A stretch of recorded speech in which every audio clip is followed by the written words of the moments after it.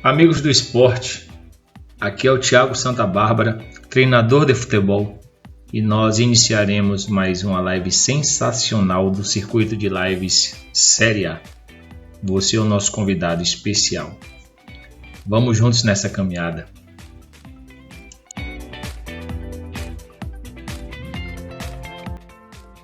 Muito boa tarde, amigos do esporte. Me chamo Thiago Santa Bárbara, treinador de futebol, e nós estamos no circuito de lives Série A. Hoje nós estaremos com...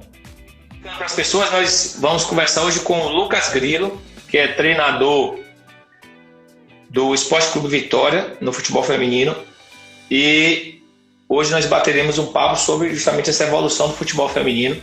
Então, te agradecer, Lucas, as pessoas não ouviram, né, o que você comentou no início, então te agradecer, dar o boa tarde oficial da Live Série A e dizer que é um prazer, uma satisfação te receber aqui. Seja bem-vindo, domina no peito aí, faz suas considerações iniciais. Muito obrigado mais uma vez, estou muito feliz pelo seu convite. Você é um profissional e um ser humano, né? Não só profissional, que eu tenho um respeito, um carinho, admiração muito grande, e estou muito feliz pelo convite. Espero estar aqui contribuindo, aprendendo muito contigo, com as pessoas que possam compartilhar o conhecimento aí também. Estamos aqui para trocar ideias. Como eu falei, as pessoas não ouviram, assim, não sou dono da verdade absoluta, estou muito longe de ser, mas também acredito que a verdade não está só no livro, nem está só na parte prática, né? Acho que a junção dessas duas coisas, essas duas ideias, conseguem contribuir muito para que cada um construa sua própria verdade, construa suas próprias ideias. Excelente. Eu estava comentando ontem na live que tivemos a oportunidade, no primeiro contato, foi ali em 2015, né? Vocês no Ipiranga, você e seu irmão, Gilmei, grande figura. E aí, João, aproveito para mandar um abraço para João. Ele me chamou e falou: vem cá que eu vou te apresentar dois caras sensacionais ali. Gilmei eu já conhecia um pouco, e aí nós tivemos a oportunidade de conhecer, e depois essa caminhada a gente se encontrou ali na licença B. Foi muito bacana tê-lo aqui, cara, para a gente falar sobre futebol e especialmente sobre futebol feminino. E aproveita para falar um pouco da sua trajetória também aí, Lucas. Como é que foi a sua iniciação e até chegar nesse momento que você se encontra, né, como treinador do Vitória e coordenador aí da Next Academy? Mandar um abraço também para João, né, para Salles, que posteriormente trabalhamos juntos também. São duas grandes pessoas. E dizer também que você me cornetava muito no curso da licença B, né? Você, na hora do lanche mesmo, você só eu comia para você, né? Só ficava me sacaneando. Mas são momentos que trazem muita alegria por a gente conhecer pessoas assim que nem você. E assim, eu comecei como estagiário, estagiei no Bahia, comecei na educação física, não trabalhava com futebol, não estagiava no futebol. E aí fui estagiar no Bahia, através de uma oportunidade que abriu lá, que o que Vicente fez agora, me prestando o celular, ele não fez na época do estágio. Ele achou que eu tinha que conseguir minha trajetória pelas minhas próprias pernas. E ele falou assim: você quer estagiar com futebol, você pega o currículo, tem um modelo aqui, você bota suas informações, pega o ônibus aeroporto aqui embaixo na Quidaban, vai saltar lá na ponte, atravessa a ponte, chega no Barradão e procura saber tudo lá e tenta sua vaga de estágio. E eu acho que foi a melhor coisa que ele fez por mim, porque eu consegui através dos meus próprios... Eu acabei conseguindo estágio e não sabiam que eu era irmão dele até o momento do cadastro, que foram ver o mesmo sobrenome, perguntaram se nós éramos parentes. E aí eu fui desenrolando através de minhas próprias pernas, passei a estagiar em 2008 lá, 2009 no Vitória, até recebi o convite de professor Sérgio Moura, que também estava na live aí. Um grande abraço, tenho muito respeito, assim, muita gratidão. E passei a estagiar a trabalhar no Bahia de 2010 até 2013. Foram um período de muitas conquistas lá, títulos importantes. Fazia tempo que um time do Nordeste não ganhava a Copa Nike, nós conseguimos em 2011. Conseguimos títulos baianos, títulos regionais, enfim. Até que em 2013 saí do Bahia, numa troca de gestão, rodei em todas as vertentes do futebol aí, fui pro futebol intermunicipal, que você também já trabalhou, sabe como é difícil, como é árduo, porém extremamente enriquecedor em relação a todos os pontos de amadurecimento, de conhecimento, de parte prática ali, é muito enriquecedor. E depois retornei para futebol de base, Passei por alguns clubes como Salvador, depois virou Jacuipense. Aí fui trabalhar em futebol profissional, onde nos enfrentamos também. Tive a oportunidade de trabalhar no Ipiranga, que foi o clube que eu cresci torcendo, cresci admirando. Até que retornei para Salvador, trabalhando novamente com base e tive a oportunidade. Passei por escolinhas também, passei no processo de formação da MAF, né, Moto Academia de Futebol. Depois passei a coordenar a Inter Academy, né, que é uma academia de futebol também que tem muitos conceitos e tal. Conseguimos implementar um trabalho bem legal. Até que retornei para futebol de base e tive o convite para me tornar treinador. Né? Nesse meio período eu também treinei a equipe de futsal, que foi minha primeira experiência como treinador à beira do campo de futebol 7. Foi uma experiência fantástica, uma modalidade extremamente viciante. Eu sou apaixonado até hoje. Tive algumas conquistas aí também. E nesse meio período passei a treinar a equipe de futebol 7 do Vitória e simultâneo treinava a equipe sub-18 do Jacuipense. Treinei o sub-18, depois treinei o sub-16 e treinava simultaneamente os futsal do Vitória. Aí, depois de uma conquista, coincidentemente, o treinador da época do futebol feminino do Vitória, que era Marcos Carvalho, hoje está como auxiliar de João Bussi, lá no Cianorte, profissional extremamente competente e um grande amigo do futebol. Ele estava voltando para a base e apareceu a brecha no futebol feminino. Aí ele me indicou para uma entrevista, e eu fiz a entrevista lá e Mani já conhecia através do Futebol 7, tive um primeiro contato. Aí, após essa entrevista, ela deu tudo certo na entrevista, ela me perguntou se eu teria vontade de realmente trabalhar com futebol feminino, se eu estava indo para lá como uma ponte para entrar para a divisão de base. Eu falei que eu busco ser o melhor naquilo que eu estou. Então, quando eu trabalhava com futebol de base, eu queria estar entre os melhores do futebol de base. Quando eu trabalhei com futebol profissional, eu queria estar entre os melhores do futebol profissional. Quando eu trabalhei no meio de academias de futebol, eu queria que a academia que eu trabalhava se tornasse as melhores entre as melhores. E como eu estava no futebol feminino, eu queria estar entre os melhores do futebol feminino. Eu tinha uma dura missão de conseguir alavancar o Vitória para um nível maior e que, graças a Deus, deu tudo certo. A princípio, tivemos um tropeço num campeonato baiano. Fomos eliminados na semifinal, quebrando muitos recordes aí de resultados. Recorde não, mas números muito altos de resultados positivos. Fomos eliminados sem tomar um gol. Mas depois a diretoria acreditou, seguimos trabalhando, conseguimos o acesso, traçamos uma meta, né, para 2018. O acesso, terceiro lugar na Copa, entre os 3 da Copa do Nordeste e o título baiano. E no final do ano concretizamos todos esses objetivos com o título baiano. Foi muito difícil. No ano seguinte tivemos uma temporada muito boa no Campeonato Brasileiro. Brigamos até a última rodada por uma classificação e que ninguém esperava, né? As pessoas disseram que a gente ia brigar para não cair, mas foi comprovado desde o meio do campeonato para o final que nós tínhamos muito potencial para estar brigando lá em cima. E aí depois tivemos uma sequência com o futebol de base também no futebol feminino, com alguns resultados positivos. 8º no Brasileiro Sub-18, 4º no Brasileiro Sub-16, e aí estamos na luta até esse momento. Sensacional, Lucas. Eu comentei, inclusive, no momento que a gente estava tentando estabelecer o contato, que o meu conhecimento, a minha leitura, a minha vivência com o futebol feminino é mínimo. Então, pouquíssimo. Então, vou muito aprender contigo aqui, muito te ouvir. E aí, pelo que você me falou, o Vitória hoje ele tem uma divisão de base para as garotas, tem uma divisão de base que trabalha com futebol feminino. Essa divisão de base ela é ativa. Como é que funciona esse processo? Assim, em 2017, após a perda do título, coloquei muitas coisas. Eu não tive férias, eu tinha acabado de entrar no clube, né? E aí eu organizei muitas ideias que eu tinha, assim. E quando eu expus as ideias, eram ideias que já existiam também lá no clube, né? Através de Mani, da comissão que permaneceu, né? Que permanece a comissão praticamente fixa há muito tempo, né? O preparador físico Jefferson Queiroz, que é um profissional fantástico. Né, tínhamos também o treinador de goleiro Diego, e hoje temos o treinador de goleiro Felipe Andrade, que também é um profissional, está migrando aí para a divisão de base masculina, vem fazendo um trabalho muito bom. Então, assim, já existia uma ideia de montar a base, mas estava meio que solta a ideia. Aí, nessa virada, eu queria trazer algumas atletas com um nível de experiência um pouco maior. Tínhamos atletas muito boas, tecnicamente e tal, mas muito cruas ainda em relação à parte tática, e nós precisávamos trazer algumas para dar esse equilíbrio. Você já passou por esse processo assim e tal, e sabe que um grupo só muito novo às vezes se perde no caminho, e precisávamos trazer algumas peças para trazer um pouco mais de equilíbrio, e não tínhamos esse recurso, né?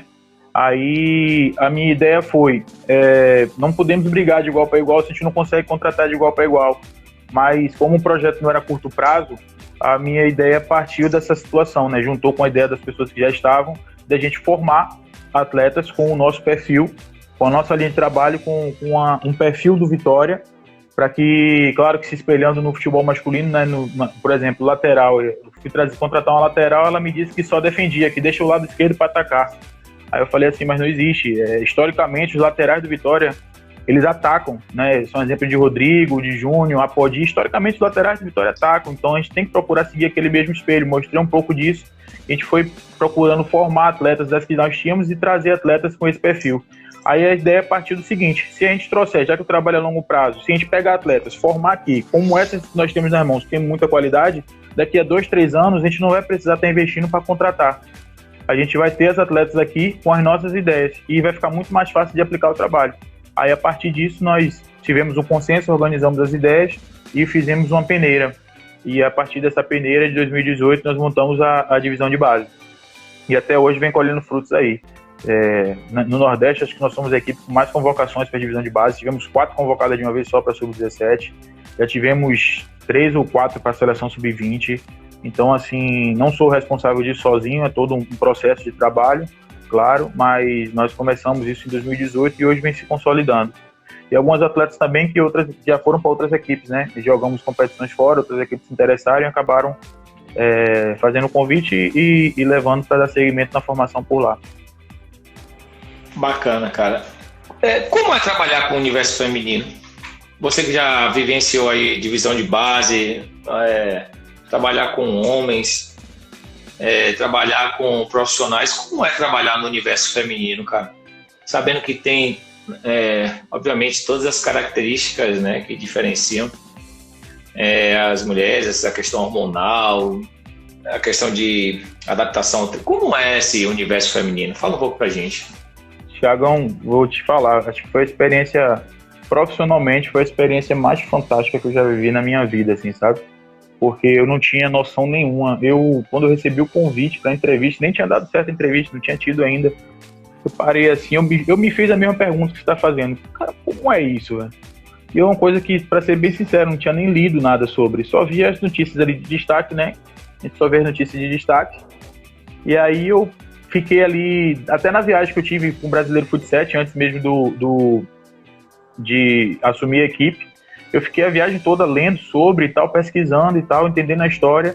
E aí eu vou te dizer, foi o período, tá sendo, na verdade, o período que eu mais amadureci, assim, na minha vida, sabe? Tanto profissional como pessoal. Eu tenho uma outra visão de como é a vida a partir de começar a trabalhar com futebol feminino. Trabalhar com futebol feminino, como é que eu posso resumir dessa forma? É tanto conteúdo que se tem para agregar, e um resumo se torna meio que impossível de se fazer, entendeu? Então, assim, eu comecei a trabalhar, me deram a informação, o treinador anterior, né, o meu amigo Marcos, me deu a informação que as coisas tinham que ser muito simples. Então, ela era um mix de informações, que elas eram muito cruas, tinham muito talento, mas muito cruas, muito rasas em relação ao conceito, muito rasas em relação à parte tática. Porém, elas têm uma sede muito maior do que a maioria dos meninos de divisão de base, assim, sabe?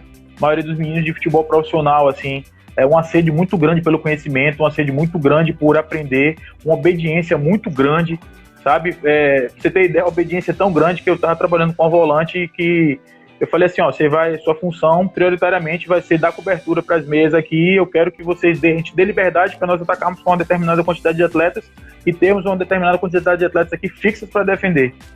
E aí, durante um jogo, essa volante roubou a bola, foi para ruptura, tirou uma, tirou duas. Quando chegou no meio do campo, ela procurou alguém para encaixar o passe e ela voltou imediatamente para o meio do campo.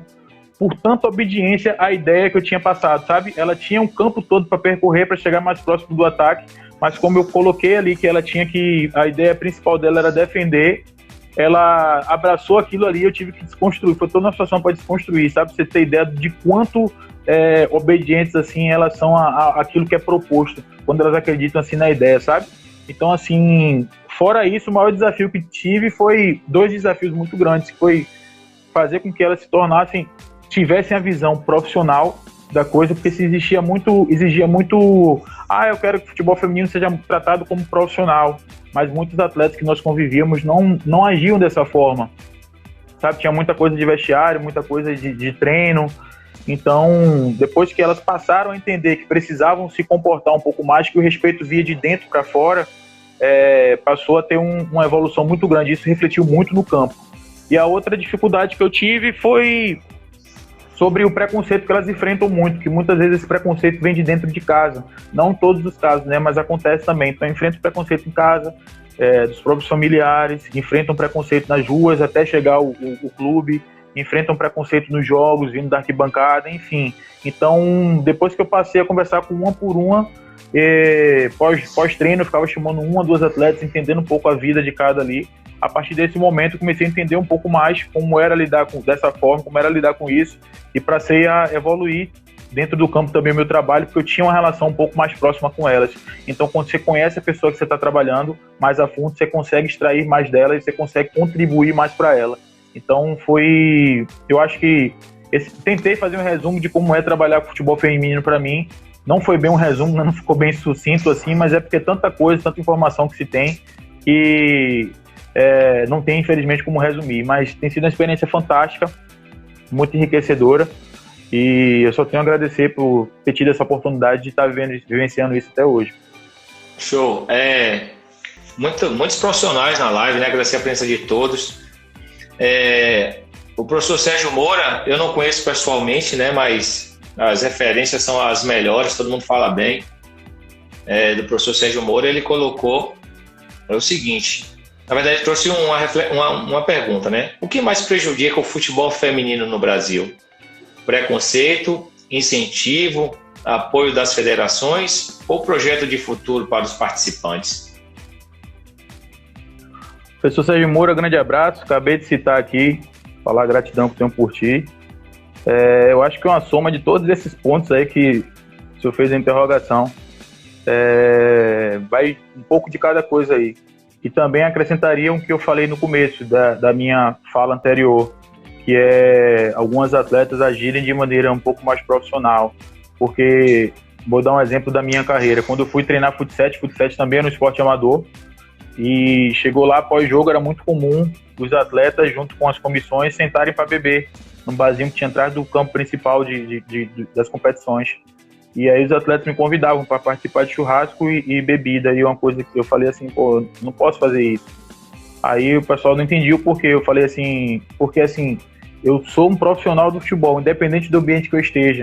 Então, eu tenho que agir de maneira profissional, independente do esporte ser amador. Então, eu estou preparando isso aqui para que no futuro, quando o futebol se tornar mais profissional, vocês já estejam preparados para isso.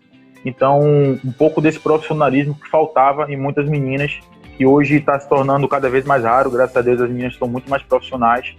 Eu acho que acrescentaria esse ponto, somando todos esses fatores aí, né? A falta de incentivo, a falta o preconceito, como foi citado, e um pouco da falta de profissionalismo também das atletas e comissões, porque quanto mais a gente se qualifica, você vê, eu tinha acabado de perder um título, eu estava trabalhando com futebol feminino, e a minha primeira atitude foi me inscrever no curso da CBF para me tornar mais capacitado, para poder trabalhar, para produzir mais e melhor para o futebol feminino. Então, um pouco desses fatores, um pouco de cada fator aí, é o que resume as maiores dificuldades da evolução do futebol feminino. E hoje a gente tem visto, Lucas, eu vou trazer uma reflexão de um profissional que está envolvido com futebol, mas que não está envolvido diretamente com o futebol feminino, como eu te disse. Hoje a gente tem visto uma evolução do entendimento do papel do futebol. Hoje o futebol não é só o jogo. O futebol é o jogo e tudo que envolve, é o entorno. É o business, né? Hoje é match day. Hoje as arenas, elas são construídas para que você fique o dia todo até o horário do jogo, e lá você tem acesso a diversos serviços, a diversos ambientes. Então hoje o negócio, o futebol, ele é muito forte. Estava lendo até uma reportagem falando sobre essa questão do marketing, a diminuição um pouco da receita. Isso eu vou abordar à noite com a Derlane Amorim. Mas a minha reflexão é o seguinte: além de todas essas questões, é importante que culturalmente nós tenhamos um futebol feminino forte, e que esse futebol feminino ele ele consiga ter esse valor agregado. Eu não sei se eu estou refletindo de uma maneira incorreta, mas a profissionalização dessa vertente de futebol, a profissionalização dessa vertente, ela passa também pelo valor que ele agrega, o quanto que as pessoas vão pagar para consumir aquela modalidade. E esse profissionalismo que você fala é extremamente importante, porque só dessa maneira você vai criar um produto que o mercado ele vai entender que é um produto que pode ser comercializado. E se o produto ele pode ser comercializado, aí você vai ter mais verbas, você vai ter mais apoio da federação, você vai ter mais apoio do comércio, você vai ter mais patrocinadores, você vai ter mais pacote de pay-per-view sendo vendidos, você vai ter mais acesso à televisão, mais campeonatos sendo transmitidos. Então eu vejo que essa profissionalização ela é a base para que a gente consiga mudar um pouco, porque senão fica um círculo de não é legal ou não é profissional, então eu não consigo vender, então poucas pessoas assistem, então não tenho dinheiro, então não consigo investir no processo, e esse processo fica um processo vicioso, né? De repente a gente pensar no processo virtuoso, para que a gente consiga evoluir a modalidade. O que é que você acha disso, cara? Pô, você foi perfeito na sua colocação. Falei um pouco sobre isso anteriormente, mas foi muito raso, né? Como você aprofundou mais no assunto. Foi muito legal sua visão. E assim, eu acho que envolve muito o extracampo para que reflita lá dentro, né? Porque assim, não tem como a gente trazer um produto atrativo. Assim, quando eu comecei no futebol feminino, tem pouco tempo isso, eu tive algumas situações de jogos que eu fui assistir e que eu trabalhei também.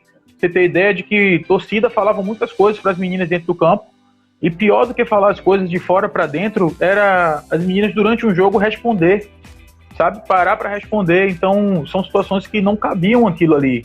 E eu falava muito para as atletas que eu estava trabalhando que elas estão se preparando para coisas maiores, ou para o futebol feminino do Vitória crescer e ela se tornar grande lá em cima junto com a equipe, ou para que ela seja convocada, ou para que ela vá para uma equipe ainda maior e que chegue lá, não sofra, não tenha esse choque de situação, entendeu?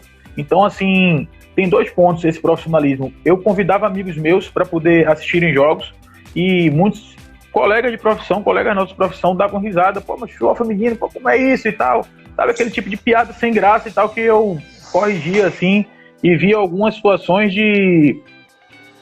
pô, aquela menina joga pra caramba, pô, ela joga igual a menina pra ali. Mas como é que pode? Ela joga igual a menina. Ela joga bem, porque tem menina que joga bem também.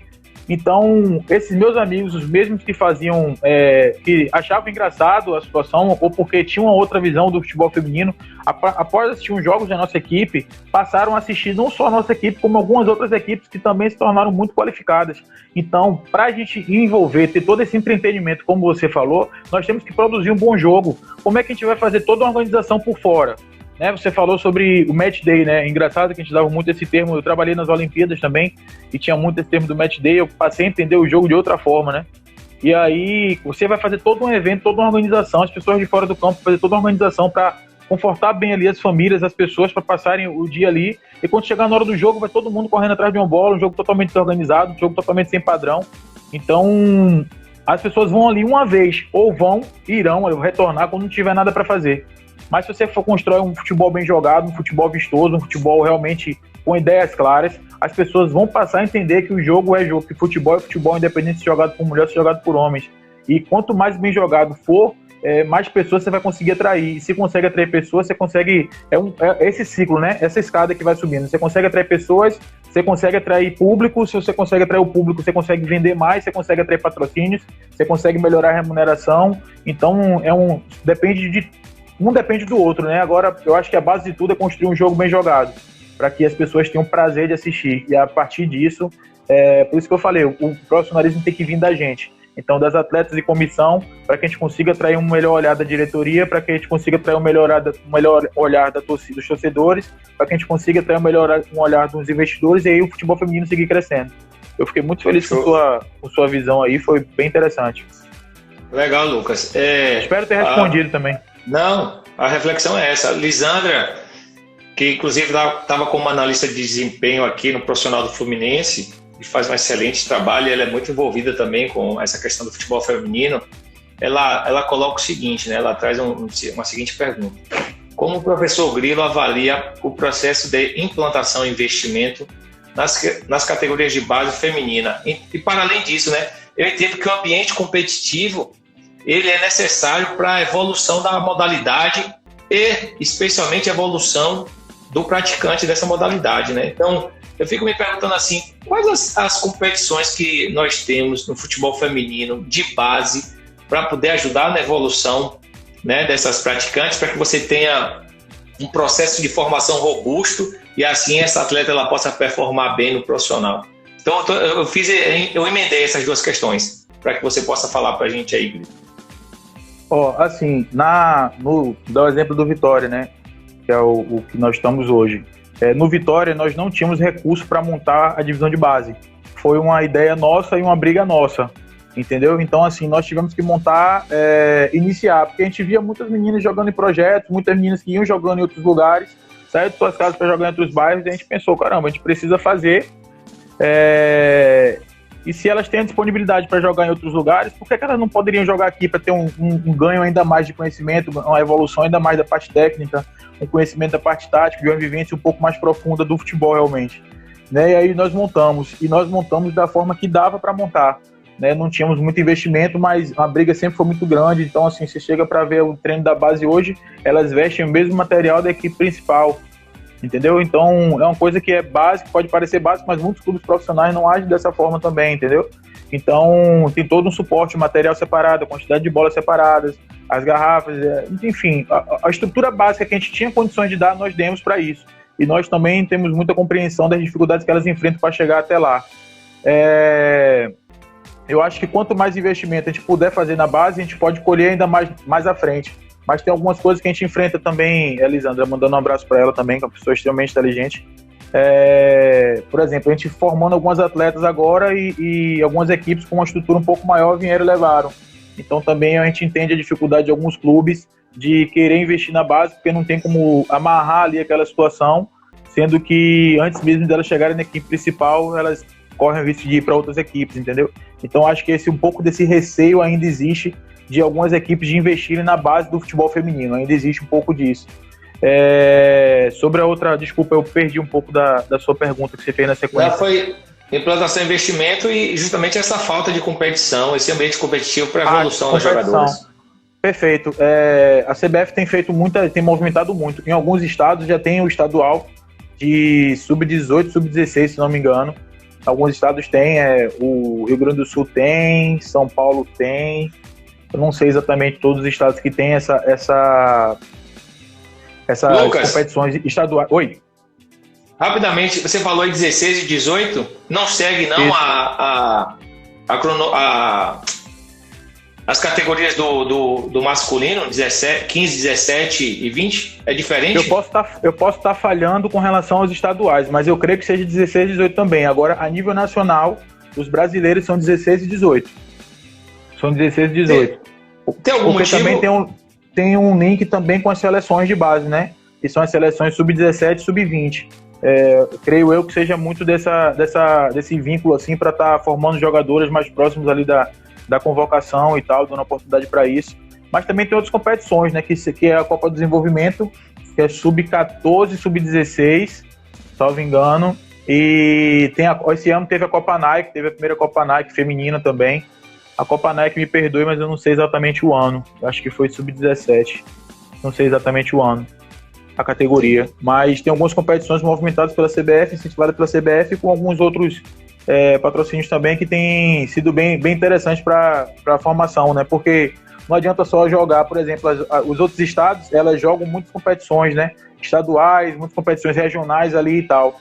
E as nossas só jogam essas competições de nível nacional. Então imagina, a primeira competição da menina é um brasileiro sub-16. A gente pega uma menina aqui, a primeira competição, brasileiro sub-16. Então pega atletas que já são de seleção há mais tempo, já vem no nível de experiência, de maturidade ali, de vivências muito maior, e a gente acaba enfrentando ali, batendo de frente. Imagina que não é isso, né? Creio que você deve ter passado por isso também com alguns atletas. E mesmo assim a gente conseguir ter bons resultados. Então, dá ainda mais reforço à qualidade do trabalho, né? De empenho, tanto da comissão como das atletas. A gente pegar atletas que nunca viajaram, nunca entraram no avião, nunca saíram do estado e jogar um brasileiro sub-16 e ficar em quarto lugar, eu acho que seria sorte demais, né? Você pode dar sorte em um jogo, né? Agora dar sorte em vários jogos e chegar em 3-4 a nível nacional, acho que seria um exagero de sorte, né? É muito mais para competência e esforço de todos envolvidos no processo do que sorte. Espero ter respondido a Lisandra aí também. Bacana. Tem outra colocação aí do Matheus Adonai. Boa tarde. Quais recursos ou projetos estão sendo pensados pelos grandes clubes em relação à iniciação do futebol feminino nas suas idades iniciais? Eu vou emendar, obviamente que quando a gente vai para um papo desse, a live tem servido para mim porque eu tenho também pesquisado sobre muitos assuntos, né? E aí eu fui dar uma olhada no futebol feminino. O Real Madrid, recentemente, ele montou a sua equipe de futebol feminino, né? Acho que foi 2018, 2019. O Manchester United também montou recentemente. Então, 2 gigantes do futebol mundial investindo no futebol feminino, né? Então, imagino que tem crescido, obviamente, que lá fora não vou falar importância, mas a dedicação, o pensamento sobre o futebol feminino é um pouco diferente, né? Aqui no Brasil ainda, como você falou, e o professor Sérgio colocou também, eu vejo muito preconceito, especialmente nas idades iniciais, né? Especialmente as crianças mais novas. Então imagina, o menino nasce e toma bola, a menina nasce e toma uma panela. A menina faz aniversário, ela recebe um kit de cozinha, ela recebe laço, ela recebe boneca. Essa é a realidade. Não, é engraçado porque aqui, eu tenho uma filha, né? Acabei de ter uma filha, né? Tem 1 ano e 2 meses. E aqui ela tem a oportunidade de brincar com tudo. A hora ela brinca com... Tem bola também pra ela brincar, inclusive, entendeu? Então a hora ela brinca ela brinca com o que ela tiver pela frente naquele momento. Eu acho que essa é a nossa função, a gente oportunizar. A criança vai brincar com o que ela quiser, entendeu? Mas é engraçado porque eu tô lembrando do dia a dia daqui de casa. Cara. E aí o Matheus vem e pergunta sobre a iniciação do futebol feminino nas suas idades iniciais. Como é que você tem visto esse processo? Você já falou que começou com adulto, depois estabeleceu o processo de base aí, 16 e 18, e nas idades iniciais, que seria uma oportunidade para criar um vínculo com a modalidade. Porque mulher, eu falo porque eu tenho 2 filhas. Então a gente sabe que muitas das vezes a mulher ela é incentivada à utilização das mãos. Então ela tem muita coordenação motora fina utilizando as mãos e pouca utilização dos pés. E o que você falou, incentivar essa realização de atividades que possam movimentar todo o corpo. E se tratando do futebol feminino, como é que você tem visto essa iniciação? Assim, eu acho que o grande passo partiu da sua fala aí. Eu acho que já é uma grande vitória, grandes equipes estarem iniciando sua equipe do futebol feminino. Só que a grande maioria está começando pelas equipes principais. Mas eu acredito que seja um caminho sem volta, né? Não tem mais retorno essa ideia de o futebol feminino está numa onda, é uma moda, daqui a pouco passa. Eu acho que não é uma moda, é um caminho sem volta realmente. E o próximo passo desse caminho, que já está sendo a estruturação das principais equipes e das equipes principais delas, vai ser uma montagem de uma divisão de base. Na nossa, por exemplo, a mesma comissão da equipe principal é a comissão da equipe de base. Então, assim, a gente não tem como separar idade por idade. Nós temos uma base que vai de 14 a 18. E aí, às vezes, na grande maioria das vezes, nós separamos o trabalho para diferenciar das mais novas o que precisa aprender naquela fase ali e das mais velhas o que precisa aprender ali. Só que ainda no futebol feminino, a grande maioria das meninas de 14 anos que chegam pra gente, elas têm a mesma carência das meninas de 18 anos e vice-versa. Entendeu? Então acaba se tornando uma coisa mais homogênea. Talvez ela tenha as mais velhas tenham um pouco mais de força, um pouco mais de velocidade, porque o corpo já está mais formado e tal. Mas em relação às necessidades da parte técnica, da parte tática, as carências são as mesmas. Então acaba que o treino se torna um pouco mais homogêneo. A gente tem um pouco mais de cuidado, porque as de 14 às vezes são mais frágeis e tal. Tem que ter um cuidado maior para o risco de lesão, de um contato mais forte ali. Mas em relação aos trabalhos de iniciação, acaba se tornando o mesmo. Creio eu que as equipes que já têm uma base mais separada por idade, já têm uma quantidade maior e dividida por idade ali, tem talvez uma resposta mais precisa para o que o Matheus perguntou. O Inter, por exemplo, se eu não me engano, tem o 14, 16, 18 e o principal, se eu não me engano. Aí lá com certeza dá para se trabalhar com profissionais competentes que tem também, dá para se trabalhar um pouco mais individualizado, um pouco mais separado essas fases para poder identificar o que realmente precisa ali até e ir construindo uma ideia até chegar na equipe principal. Mas para nós, a gente sofre muito, porque como você falou do preconceito também, eu fazia personal de 2 meninos e que tinham uma irmãzinha, fazia personal soccer, 2 meninos que tinham uma irmãzinha. Quando a gente chegava para dar essa aula, eu sempre levava uma bola menor, que essa menina ficava brincando com roupa de balé. Ela saía do balé e ia para a aula dos irmãos, que era a aula de futebol. E chegava lá, essa menina ficava do ladinho assim, aprendia os movimentos mais rápidos do que os meninos. Você tem ideia, a menina tinha 3 ou 4 anos menos e aprendia mais rápido do que os meninos. Eu sempre levava uma bolinha, uma mini bola, e deixava ela lá brincando, reproduzindo os movimentos que ela idolatrava os irmãos, né? E aí, algumas vezes, eu sentia um pouco de coação assim, dos pais para que ela não ficasse com a bola, porque menina fazia balé, entendeu? E quem tinha que fazer futebol era o menino. Então, assim, é uma coisa que com certeza isso já vem se quebrando muito. E eu acho que o primeiro passo é a gente quebrar o preconceito dentro de casa para que facilite o desenvolvimento e essa exposição do que ela tem de melhor, talento. Quando nós vamos jogar competições fora, a gente vê muitos pais mesmo, levando as filhas, acompanhando as filhas nas viagens e até levando meninas menores que não jogam ainda, mas que idolatram as meninas da cidade dela que estão jogando ali, entendeu? Então, fora, as pessoas estão com a cabeça muito mais aberta e talvez por isso a evolução do futebol feminino nos outros estados seja maior do que a nossa aqui ainda. Mas isso tem se quebrado e eu tenho certeza que nós que estamos trabalhando com futebol feminino hoje temos uma responsabilidade muito grande com isso, para que isso se quebre ainda mais, se quebre esse preconceito, essa barreira, para que a gente consiga atrair ainda mais meninas que querem jogar futebol e joguem futebol da melhor maneira possível.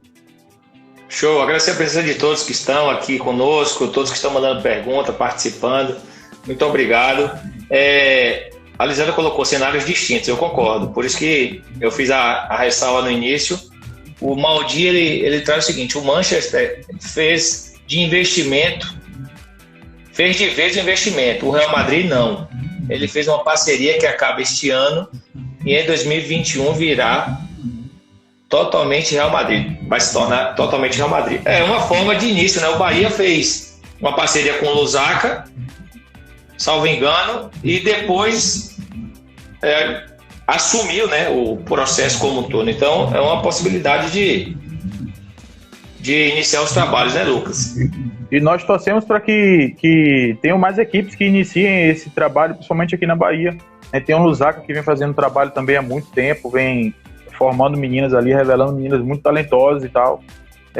Então a gente torce para que também o Bahia passe. O Bahia está com uma equipe muito forte agora, algumas atletas que passaram pelas nossas mãos também, e que a gente torce para que daqui a pouco tenha a sua divisão de base, para que fortaleça. A gente tem que entender que a rivalidade é dentro do campo, a gente não pode ter uma rivalidade para a modalidade, muito pelo contrário, a modalidade tem que se unir, né? Então, quanto mais equipes qualificadas, se a gente tiver receio que outra equipe se qualifique, a gente está fechando a nossa mente. Eu vou me enxergar como incompetente se eu pensar dessa forma. Eu tenho que torcer para que, se eu gosto da modalidade realmente, tenho que torcer para que outras equipes se qualifiquem, mesmo que nós tenhamos jogos mais difíceis, mas aí vai forçar a gente a sair da zona de conforto, entendeu? Mas que com certeza, se outras equipes se qualificarem, o futebol feminino vai crescer junto. Então, ao invés de a gente estar lá de fora torcendo contra, ou criticando, ou não apoiando outras equipes, muito pelo contrário, a gente tem que torcer para que as equipes se fortaleçam, para que a modalidade cresça. Só vai crescer dessa forma. Se algum estado só tiver uma equipe que sempre ganhe disparado das outras equipes, dificilmente o futebol feminino vai crescer naquela região. Então, quanto mais as pessoas, as equipes se fortalecerem, se qualificarem, vai tornar o futebol feminino da Bahia mais competente, mais competitivo e vai atrair ainda mais olhares para cá. Excelente. Quando você estava comentando, eu estava pensando aqui no processo de iniciação. Eu estava lendo alguns materiais, né, falando sobre a iniciação esportiva em diferentes contextos, em diferentes países. E aí o professor Sérgio ele traz o seguinte: sem a iniciação, a formação fica incompleta. Aqui começam a partir de 3 anos, jogando 3 contra 3, com gol pequeno e sem goleiro. Então imagina o tanto de informação que essa menina vai receber. Obviamente que adequado à faixa, adequado ao momento, você estabelecer pequenos jogos lúdicos, para que ela tenha contato com o ambiente, né, Lucas? E o quanto isso vai influenciar positivamente na formação dessa atleta, dessa criança, dessa menina, mulher. dizer pro professor Sérgio que eu tô treinando minha filha aqui já, entendeu? Ela tá com 1 ano e 2 meses. Daqui a 1 ano e 10 meses ela tá com 3, já dá pra ir, viu, professor? Vai jogar isso daí. Então, assim, é porque lá a cultura é totalmente diferente, né? Porque, assim, eu fui estudar um pouco sobre essa situação do futebol feminino nos Estados Unidos, né? Ô, Lucas.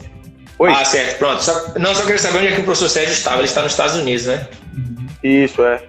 E aí, hoje eu faço a coordenação da Next Academy Salvador, né? Aqui, que é uma academia de preparação para estudantes e atletas conseguirem bolsas esportivas através do futebol nos Estados Unidos, né? E aí desde que eu entrei no futebol feminino, eu tive algumas palestras, fui buscar algumas coisas e aí fui entender, porque assim, realmente no futebol, nos Estados Unidos, o futebol, que nós estamos falando aqui, que é o soccer lá, é um esporte para mulheres, né? Culturalmente, né? Eles tinham entendido que o futebol para homens era o futebol americano. E aí partiu muito dessa ideia das meninas jogarem com muita liberdade. Hoje a sócia-diretora da Next Academy em Salvador, que é a Mirella, é uma pessoa fantástica, assim, ela jogou aqui na Bahia, jogou no São Francisco, foi seleção de base e tal, enfim, foi jogar e estudar lá fora, e formou lá fora. Então ela me falava muito disso aí, já que o professor Sérgio falou aí. Elas, desde muito cedo, os pais incentivam que elas pratiquem algum tipo de esporte. E se elas gostarem de futebol, elas vão participar do futebol sem nenhum tipo de problema. Entendeu? Então, assim, a cabeça é muito mais aberta. Foi o que eu falei dos outros estados. Os outros estados aqui do Brasil, tem estados aqui do Brasil que tem um incentivo muito maior, que os pais dão muito mais essa liberdade. Então, se nós tivermos isso aqui, eu acho que a gente tem muito a crescer. E outro ponto, ligando a isso aí que o professor Sérgio falou, eu tive a oportunidade de ir para a Argentina, 2015, se eu não me engano, 2015, 2016. Fui com o Salvador, né? Futebol, um time de base tinha aqui em Salvador, e depois fez a junção para Jacuipense. Tive a oportunidade de ir para a Argentina e chegou lá num ginásio, nós ficamos num clube, né? E no ginásio do clube estava tendo um jogo de basquete de 9 anos, 9, 10 anos, se eu não me engano, não lembro exatamente. E chegou lá, o jogo estava adaptado às dimensões da quadra e à altura da tabela. Aí eu fiquei olhando assim, rapaz, eu trabalho com futebol há tanto tempo, e eu vejo o jogo de sub-11 do futebol, 11 contra 11, no campo oficial e com trave oficial. Eu falei, caramba, como a gente está atrasado. A gente vai refletir e começa a entender de porquê que o basquete da Argentina é tão desenvolvido. É porque eu não estudo muito essa área, mas o porquê que o basquete da Argentina talvez seja tão desenvolvido. Se o basquete do Brasil faz, como eu não acompanho, eu peço até desculpa aos profissionais da área aqui, se existe já isso aqui, eu nunca tinha visto nem vivenciado, mas como o basquete da Argentina é desenvolvido, talvez por pensar lá na frente. Eu acho que se eu não me engano, apenas o São Paulo, hoje, que faz as categorias menores, com espaço, dimensões reduzidas e traves reduzidas, se eu não me engano, né, no futebol. Então, se isso fosse de cunho nacional, uma regra de maneira nacional, talvez a gente conseguisse voltar a produzir jogadores melhores, que tem mais contato com a bola, tem mais vivências ali, vão melhorar habilidades motoras, habilidades, né, parte técnica também, enfim, dá para formar de uma maneira melhor se a gente pensar melhor, entendeu? Mas se a gente pensar melhor não, se nós pensarmos e agirmos melhor, porque só pensar, não botar no papel, não colocar na prática, não vai adiantar de nada. Sensacional essa reflexão que você traz aí. A gente percebe isso em outros espaços, né? A Federação Belga já tem determinado tamanho de trave, número de atletas por categoria, número de atletas por idade, espaços a serem utilizados e outras adaptações à regra que não seja a regra do adulto, né? Entendendo que essa criança não é um adulto em miniatura, e trazendo justamente o que você coloca, cara, que a criança ela tenha prazer em fazer, que ela possa tocar mais vezes na bola, que ela possa tocar mais vezes para o seu colega, que o goleiro que estiver lá, uma pessoa que estiver no momento fazendo as defesas, que ele possa ter uma assertividade, que ele olhe para o gol e veja assim, é possível. Então, criar esse vínculo através da realização efetiva de uma atividade, isso você vai criando alguns marcadores somáticos que a pessoa vai se sentindo ainda mais motivada a estar participando da atividade, né, Lucas? Então, essa adaptação que você falou, ela é sensacional. E tem algumas questões aqui. Eu estou meio que preocupado com o tempo aqui, mas vamos tocando. Se aparecer a mensagem aqui, eu te falo, beleza? O Eric colocou o seguinte: a evolução do futebol feminino, de repente, passa por repatriar atletas que já tiveram muito êxito aí, né? Que tem uma projeção grande, exemplo de Marta e tal, para o cenário nacional, e a partir daí utilizar a imagem dessas profissionais para chamar a atenção e conseguir um investimento ainda maior no futebol feminino? Eu não entendi o começo da pergunta. Se isso seria uma boa ideia, é isso? Repatriar essas atletas para o cenário nacional e utilizar a imagem dessas atletas para incentivar, motivar, chamar a atenção aí para o futebol feminino. Eu acho que é uma ideia muito boa, só que trazer atletas renomados para cá, porque realmente traz mais visibilidade. Mas para isso, eu acredito que seja uma série de fatores, né? Não só o investimento que o clube faça. Eu não vejo isso como um custo. Muito pelo contrário, eu vejo isso como investimento, que é uma situação de certeza de retorno. Mas tem que saber se a atleta também está no desejo de retornar para o futebol brasileiro nesse momento, entendeu? Tem muitos atletas que estão num nível muito alto fora e que talvez não enxerguem que esse seja o momento de retornar. Então, acho que isso não depende só dos clubes quererem. Tem que ter um consenso aí do desejo do atleta. Mas acho que seria uma ideia muito interessante, até para nós que estamos na comissão técnica. Quem não gostaria de enfrentar uma equipe com Marta jogando do outro lado, né? Eu queria ter a oportunidade de ter enfrentado uma equipe com o Cristiane jogando agora, que eu admiro o Cristiane há muito tempo.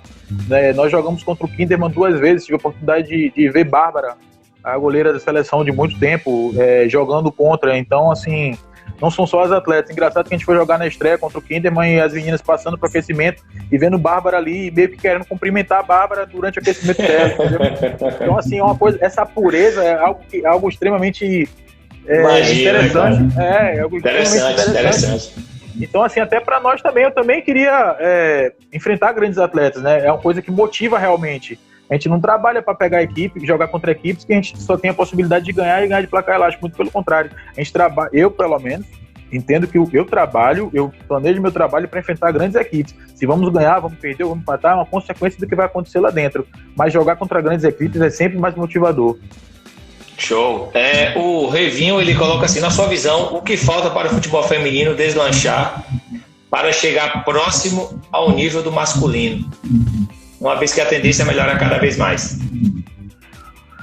Se for em relação ao jogo bem jogado, eu falei um pouco sobre isso, sobre o profissionalismo das atletas e principalmente da comissão também.